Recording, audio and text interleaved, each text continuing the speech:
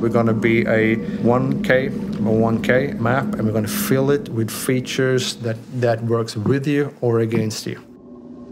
We cannot script it down to the last nut and bolt. It has to be kept to a certain amount flexible to encourage the player to have emergent gameplay come to the fore. It's less about running around killing enemies. It's more about like working as a team, taking the environment into account, playing with the environment. It's really about tactical gameplay.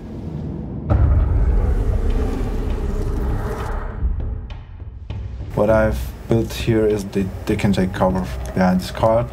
Now we have this window, so that means if the team members are sitting here, they can open up the shutters and then try to shoot you. So there's a ladder that you can climb up and then try to really run around here so that you can also enter this building and then try to kill the enemy.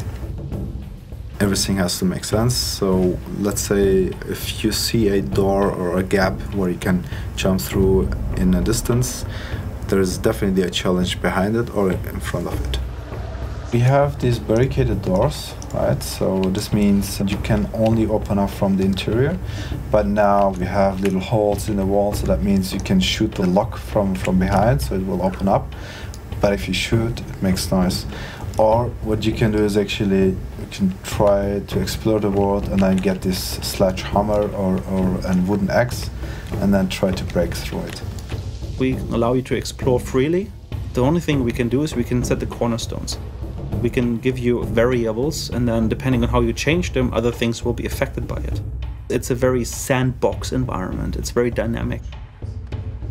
Something we really felt worked well, especially when we were playtesting, was that if you do something in the level and you can give yourself away, that was a really interesting dynamic when people were playing. They would listen out for other players nearby and gunshots or glass being trodden on.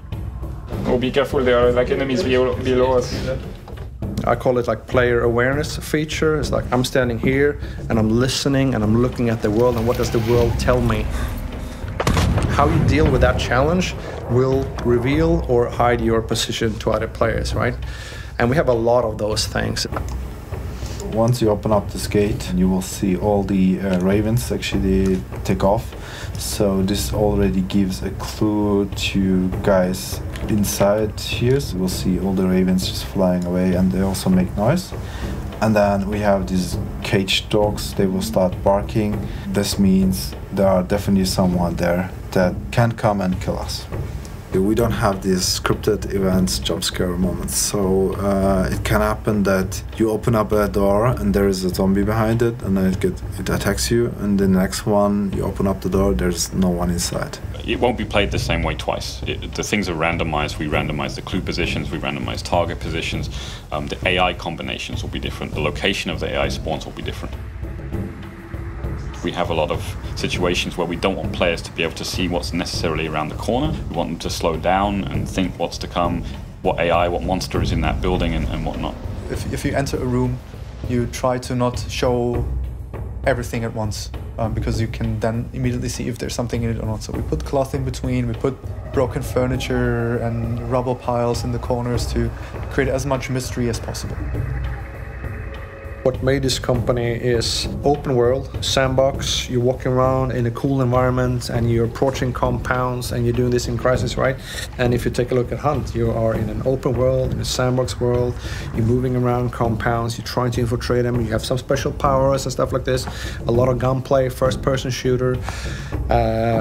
This is why we're doing this game too. I'm playing in the strength of what we know.